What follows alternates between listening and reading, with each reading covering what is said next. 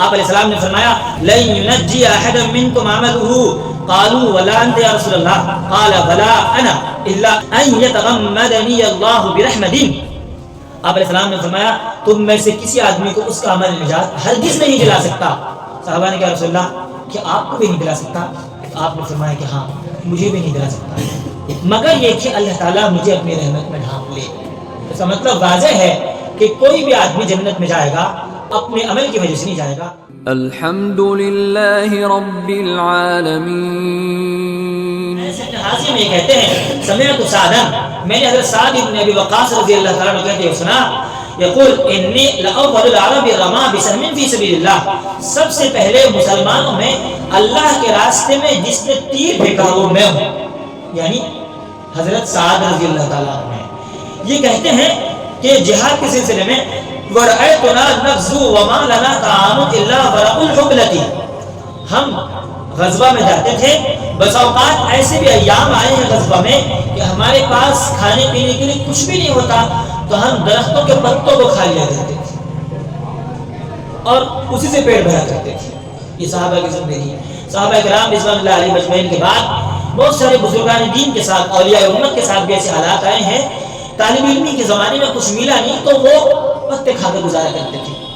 رائے پور میں تھے حضرت شاہ عبد القادر رائے پوری رحمۃ اللہ علیہ کے حالات زندگی میں لکھا ہے کہ پڑھنے کے زمانے میں پہلے زمانے میں ایسا ہوتا تھا کہ مدرسے میں کھانا نہیں ملتا تھا، یا ایسا بھی ہوتا تھا بعض مدرسے میں کہ جتنے طلباء کا کھانا ہوتا مدرسے والے اتنے کو دیتے، باقی تم اپنا کھاؤ پیو، ایسا بھی ہوتا تھا.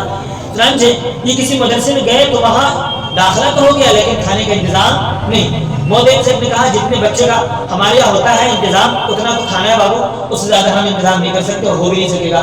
اگر آپ پڑھنا چاہو تو ہم داخلہ لے لیں گے. انہوں نے کہا کہ ٹھیک ہے ہم تو علم حاصل کرنے کے آئے ہیں، کھانے کا انتظام اللہ کر دے گا، ہم کھا لیں گے. بس پڑھنا شروع کیا تو کچھ دنوں تک تو ایسا ہوا جب ان کے کھانے کا انتظام نہیں ہوتا تھا تو وہ دین میں پڑھا کرتے تھے کتابیں اساتذہ سے، اور رات میں شام کے وقت وہ چلے جاتے تھے سبزی منڈی میں جو چھلکے ادھر ادھر پھینکے رہتے وہ ان کو چن کر لاتے تھے اور ان کو دھوتے تھے اور اس کے بعد ان کو چبا کر کھا لیتے تھے. ایک دو دن نہیں کئی دن انہوں نے ایسا گزارا. ایسے لوگ بھی دنیا میں گزرے اور علم حاصل کیا. پھر ہم تک دین پہنچا ہے. دین بہت آسانی سے ہم تک نہیں پہنچا ہے. یہ جو قرآن ہے، یہ سنت ہے، یہ شریعت ہے، جو ہمارے سامنے بخاری شریف ہے رکھی ہوئی ہے، اتنی معتبر جامع کتاب ہے، بہت قربانیوں کے بعد ہم تک دین پہنچا ہے. ہر طرح کے لوگوں نے قربانیاں دی ہیں، بہت قربانی کے بعد. شاہ ولی اللہ محدث دہلوی رحمۃ اللہ علیہ ہندوستان میں بڑے عالم ہیں، گزرے ہیں. ان کے بیٹے شاہ عبد العزیز محدث دہلوی تھے. مطالعہ کر رہے تھے کتاب کا، دوران مطالعہ مانگا کہ مجھے پیاس لگی ہے، پانی پلا دو. شاہ ولی اللہ نے کہا ہے افسوس میرے خاندان سے علم اٹھ گیا. بیوی نے کہا اتنی جلدی کرنے کی ضرورت نہیں ہے. کہا تم دیکھتے نہیں ہو یہ کتابوں میں مستغرق ہے اور اسے پیاس کا احساس ہو رہا ہے. ہم لوگ تو خاندان کا یہ چلا رہا ہے، کتابوں میں جب نگاہ ڈالتے ہیں تو کچھ احساس نہیں ہوتا ہے، نہ بھوک کا، نہ پیاس کا، نہ آس پاس کا. یہ کیسا بیٹا ہے، یہ کیسے کتاب کو مطالعہ کر رہا ہے؟ یہ شاہ ولی اللہ نے فرمایا. تو بیوی نے کہا اچھا ابھی آزما لیتے ہیں. بیوی نے کہا یہ کراشن تیل ہے، اسے جا کر گلاس میں دے دیجیے. جا کے دے دیا باپ نے، اور وہ کراشن تیل کا گلاس کراشن تیل کا پی گئے اور ان کو پتہ ہی نہیں چلا اور بولا بھی نہیں ابا سے کہ کیا پلایا آپ نے، بس پی گئے اور کچھ بھی نہیں. جب مطالعہ کر کے جب اٹھے ہیں ماں نے پوچھا بیٹا کیا پیا تھا؟ ہاں امی پتہ نہیں کیا پیا تھا، بس پانی بھیجا تھا، مانگا تھا، پانی پی لیا تھا. تب شاہ ولی اللہ نے کہا کہ نہیں میرے ابھی خاندان میں علم ہے. اور اس کے بعد وہ تو بڑے لوگ تھے، کچھ دوا دے کر کے اس کا جو ہے تاکہ بیماری نہ ہو علاج کر دیا. دین جو ہم تک پہنچا ہے یہ آسانی سے نہیں پہنچا، بہت قربانیاں دی ہیں، بہت مجاہدہ کیا ہے علماء نے، بزرگوں نے، اکابرین نے، اسلاف نے. ان کی قربانیوں کا نتیجہ ہے کہ آج ہم تک صحیح دین محفوظ ہے، صحیح قرآن محفوظ ہے، صحیح کتابیں محفوظ ہے، صحیح عقائد محفوظ ہے. ورنہ تو مٹانے والوں نے بہت کوشش کی. تاریخ اتنا دیکھیں، انہوں نے ٹھان لیا تھا کہ پوری دنیا سے اسلام کو ختم کر دیں گے، لیکن ختم ہو پایا؟ قربانیوں کا نتیجہ ہے. اور انشاءاللہ تا قیامت یہ دین باقی رہے گا. یریدون ان یطفئوا نور اللہ بافواہہم واللہ متم نورہ ولو کرہ الکافرون. یہ لوگ چاہتے ہیں کہ اللہ کے نور کو بجھا دیں لیکن اللہ مکمل کر کے ہی رہے گا، چاہے یہ لوگ ناپسند کریں۔ تو صحابہ کے بارے میں کہتے ہیں کہ ہم لوگ کبھی کبھی ایسی بھی حالت آئی اور ایسا بھی زمانہ گزرا کہ درخت کے پتے کھا کر گزارا کر لیا کرتے تھے۔ حضرت عائشہ رضی اللہ عنہ فرماتی ہیں قالت ما شبع آل محمد صلی اللہ علیہ وسلم منذ قدم المدینہ من طعام مر 3 لیال تباعا حتی قبض۔ آل محمد نے مسلسل 3 رات پیٹ بھر کر کبھی کھانا نہیں کھایا، 1 2 اس کے بعد پھر فاقہ کرنا پڑتا تھا، ایک دن کھایا ہے، دوسرے دن کھایا، تیسرے دن فاقہ لازمی ہوا کرتا تھا۔ یہ قربانی ہے ان لوگوں کی بھی۔ باب القصد والمداومۃ علی العمل، اب یہ باب ہے میانہ روی کا باب، عمل پر مداومت کا باب۔ 2 بات، ایک تو یہ کہ عمل پر پابندی کی جائے اور ایک میانہ روی اختیار کی جائے۔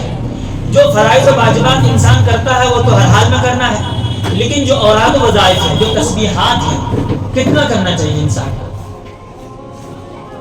بس اوقات کبھی کبھی ایسا ہوتا ہے بعض لوگ خوب کر لیتے ہیں، ایک دن خوب کر لیا اور اس کے بعد 1 سال بیٹھے ہوئے ہیں کچھ بھی نہیں کریں، ایسا ہوتا ہے۔ اسے کہتے ہیں سوڈا واٹر۔ سوڈا واٹر کو دیکھا ہے؟ وہ ایک مرتبہ اچھلتا ہے اور اس کے بعد بیٹھ جاتا ہے۔ تو سوڈا واٹر نہیں بننا، ہمیں پابندی سے کام کرنا ہے۔ جس زمانے میں انسان کا من کر رہا ہو کہ ہم کام کریں، نیک کام کریں، نماز پڑھنے میں جی لگ رہا ہو، قرآن پڑھنے میں جی لگ رہا ہو، اچھے کام کرنے میں جی لگ رہا ہو، تو خوب کرنا چاہیے۔ اللہ کی رحمت اس وقت اور برکت اتر رہی ہوتی ہے، اللہ کی طرف سے مہربانی ہوتی ہے، اس موقع کو ہاتھ سے بالکل نہیں جانے دینا چاہیے۔ اور اگر ایسا لگے کہ ہمیں بھٹکانے والا ہے تو فوراً نکل جانا چاہیے، تاکہ ہم اس وقت کو غنیمت سمجھ کے خوب اس کا فائدہ اٹھا لیں۔ نبی اکرم صلی اللہ علیہ وسلم نے عام دنوں کے بارے میں یہ فرمایا کہ جب انسان کوئی کام کرے، کوئی وظیفہ کرے تو پابندی کرے، تھوڑا کرے لیکن پابندی سے کرے۔ قطرہ قطرہ دریا شبد، قطرہ قطرہ دریا ہو جاتا ہے۔ تھوڑا کرتے کرتے کہ 100 مرتبہ تسبیح پڑھی ہے ایک دن میں، اور اگر 10 سال پڑھ لیا تو کتنا ہو جائے گا؟ اور ایک دن پڑھ لیا 10,000 اور اس کے بعد 10 سال پڑھائی کچھ بھی نہیں، 10,000 ہے اور وہاں تو لاکھوں کی تعداد میں بند ہو جائے۔ تو تھوڑا تھوڑا بہت ہو جاتا ہے۔ نبی اکرم صلی اللہ علیہ وسلم نے تعلیم دی۔ حضرت عائشہ رضی اللہ عنہا کہتی ہیں ای العمل کان احب الی النبی صلی اللہ علیہ وسلم۔ حضرت مسروق کہتے ہیں کہ میں نے حضرت عائشہ سے پوچھا کہ سب سے زیادہ محبوب عمل نبی اکرم صلی اللہ علیہ وسلم کو کون تھا؟ تو آپ نے فرمایا الدائم، وہ عمل جو ہمیشہ ہو، پابندی سے ہو۔ پھر میں نے کہا فَأَيَّ حِينٍ كَانَ يَقُومُ، نبی اکرم صلی اللہ علیہ وسلم رات کو کس وقت اٹھا کرتے تھے؟ حضرت عائشہ فرماتی ہیں یقوم اذا سمع الصارخ، آپ اٹھتے تھے جب مرغ بانگ دیا کرتا تھا، مرغ آواز نکالا کرتا تھا۔ عموماً مرغ لوگ جو ہے تہجد کے وقت جب آواز، مرغوں کو دیکھا ہے وہ جہاں جہاں ہوتے ہیں نا، وہ تہجد کے وقت آواز نکالنا شروع کر دیں گے۔ عام طور پر مراد یہ ہے کہ نبی اکرم صلی اللہ علیہ وسلم آخری رات کو اٹھا کرتے تھے، تہجد پڑھا کرتے تھے۔ اب دوسری روایت حضرت عروہ سے، وہ اپنے ابا سے روایت کرتے ہیں، حضرت عائشہ رضی اللہ عنہا فرماتی ہیں کان احب العمل الى رسول اللہ صلی اللہ علیہ وسلم الذي يدوم علیہ صاحبہ، نبی اکرم صلی اللہ علیہ وسلم کو سب سے زیادہ پسندیدہ عمل وہ ہوتا تھا جس پر عمل کرنے والا پابندی کرے، روزانہ کرے، تھوڑا ہو لیکن روزانہ۔ اگر بات حضرت ابو ہریرہ رضی اللہ عنہ سے ہے، آپ علیہ السلام نے فرمایا لن ينجي احد منكم عمله قالوا ولا انت يا رسول الله قال ولا انا الا ان يتغمدني الله برحمت۔ آپ علیہ السلام نے فرمایا تم میں سے کسی آدمی کو اس کا عمل نجات ہرگز نہیں دلا سکتا۔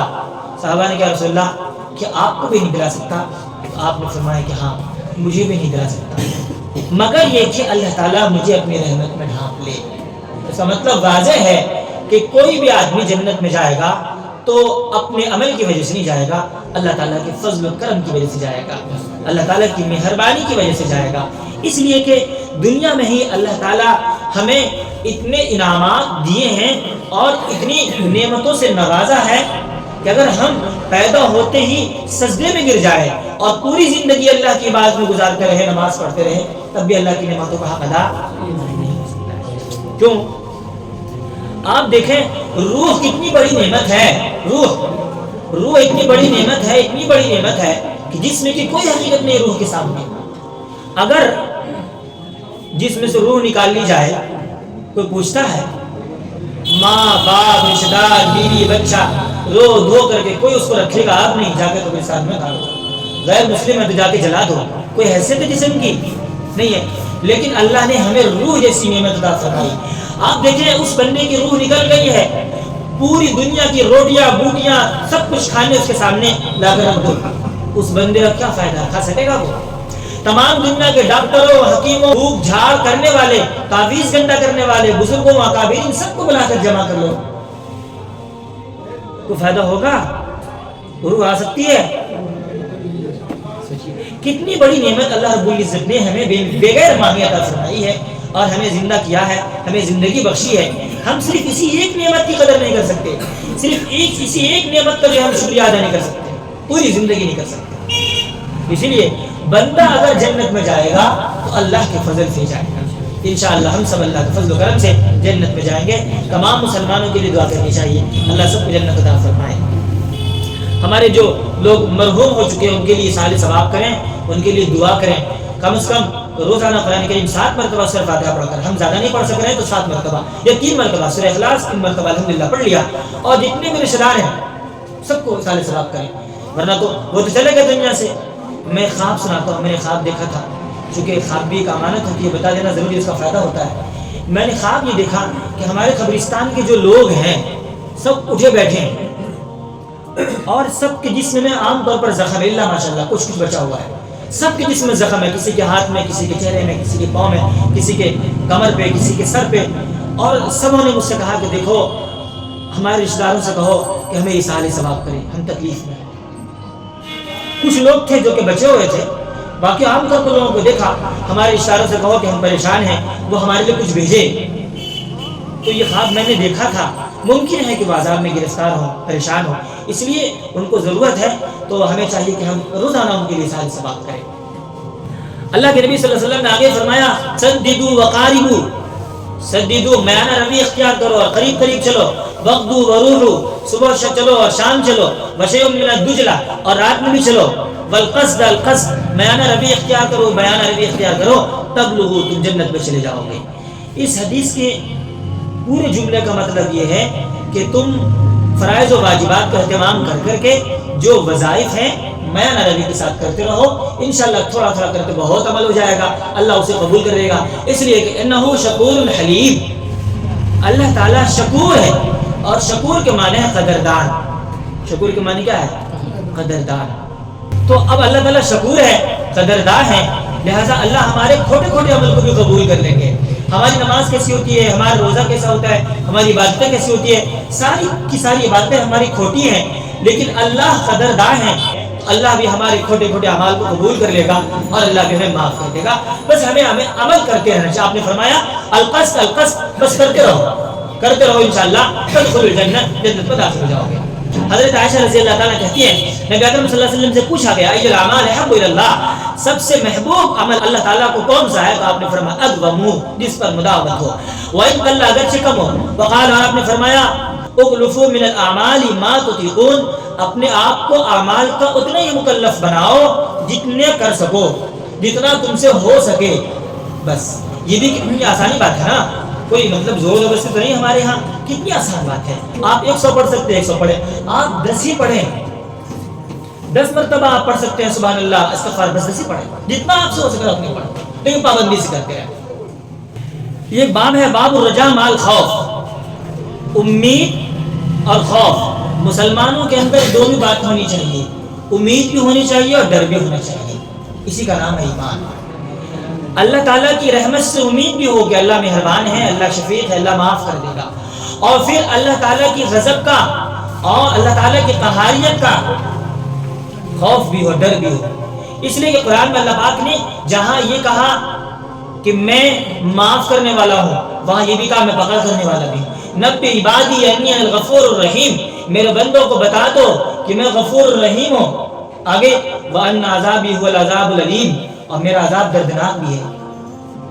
دونوں بات بتائی نا، ایک تو میں غفور رحیم بھی ہوں اور میرا دردناک عذاب بھی میرے پاس ہے۔ ایک جگہ اللہ نے فرمایا وَهُوَ الْغَفُورُ الْوَدُودُ، اللہ معاف کرنے والا ہے، ودود ہے، ذو العرش المجید، فعال لما یرید، اور اس سے پہلے اللہ نے فرمایا کہ شدید العقاب، ان بطش ربک لشدید انہ هو یبدی و یعید. اللہ تعالیٰ کی پکڑ بھی سخت ہے، اللہ معاف کرنے والا بھی ہے اور اللہ کی پکڑ بھی سخت بھی ہے. لہذا مسلمانوں کو ایسا ہونا چاہیے کہ اللہ سے امید بھی ہونی چاہیے اور ڈر بھی ہونا چاہیے. اللہ کے نبی صلی اللہ علیہ وسلم نے فرمایا فَلَوْ يَعْلَمُ الْكَافِرُ بِكُلِّ الَّذِي عِنْدَ اللَّهِ مِنَ الرَّحْمَةِ لَمْ يَيْأَسْ مِنَ الْجَنَّةِ. اگر کافر کو معلوم ہو جائے وہ تمام کی تمام رحمت جو اللہ کے پاس ہے تو وہ بھی جنت سے مایوس نہ ہو. وَلَوْ يَعْلَمُ الْمُؤْمِنُ بِكُلِّ الَّذِي عِنْدَ اللَّهِ مِنَ الْعَذَابِ لَمْ يَأْمَنْ مِنَ النَّارِ.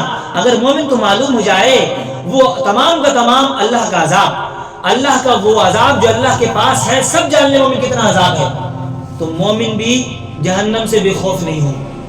مطلب اس کو ڈر لگے گا کہ اللہ تعالیٰ کی محارم سے صبر کرنے کا بیان. محارم کا مطلب حرام چیزوں سے پرہیز کرنا، صبر کرنا. دیکھیں صبر جو ہوتا ہے نا 3 طرح کا ہوتا ہے. ایک صبر علی الاطاعہ ہے، ایک صبر عن المعصیہ ہے، ایک صبر فی المصیبہ ہے. صبر 3 طرح کا ہوتا ہے. ہم لوگ یہ سمجھتے ہیں کہ مصیبت میں جو آدمی صبر کرتا ہے وہی صبر ہے. پریشانی آئی، مصیبت آئی، آدمی صبر کر رہا ہے، اسی کا نام صبر ہے. لیکن 2 صبر ہے. وہ 2 صبر کیا ہے؟ ایک صبر یہ ہے اللہ تعالیٰ کی نافرمانی سے بچنے پر اپنے آپ کو روکنا. اللہ تعالیٰ کی نافرمانی سے اپنے آپ کو روکنا، یہ بھی صبر ہے. انسان چاہتا ہے کہ نافرمانی کر لے لیکن روک رہا ہے، یہ صبر ہے کہ نہیں؟ نفس کے خلاف کام کر رہا ہے، شیطان کے خلاف کام کر رہا ہے. ایسے اطاعت میں جی نہیں چاہتا، من نہیں کرتا کہ یہ کام کریں، لیکن اپنے آپ کو مجبور کرتا ہے کہ اللہ کا حکم ہے، نبی کا طریقہ ہے، فرض ہے، واجب ہے، کرنا ہے. یہ جو مجبور کر رہا ہے یہ بھی تو صبر کر رہا ہے نا. آپ فجر میں اٹھنے کو من نہیں کرتا، عشاء میں وضو کرنے کی طبیعت نہیں چاہتی، لیکن اپنے آپ کو مجبور کر رہا ہے، ٹھنڈے پانی سے وضو کر رہا ہے یا ٹھنڈے میں جا رہا ہے، یہ بھی صبر ہے. یہی فرمایا اللہ کے نبی صلی اللہ علیہ وسلم نے انما یوفی الصابرون اجرهم بغیر حساب. قرآن کہتا ہے کہ صابروں کو اللہ تعالیٰ ان کا پورا پورا اجر دے گا بغیر حساب کتاب، بغیر حساب خوب دے گا. یعنی یہ تینوں صبر اختیار کرے انسان، مصیبت میں بھی اور طاعت کے لیے بھی اور اس کے بعد نافرمانی سے بچنے کے لیے بھی. چلیے انشاءاللہ. سبحان اللہ و بحمدہ، سبحان اللہ.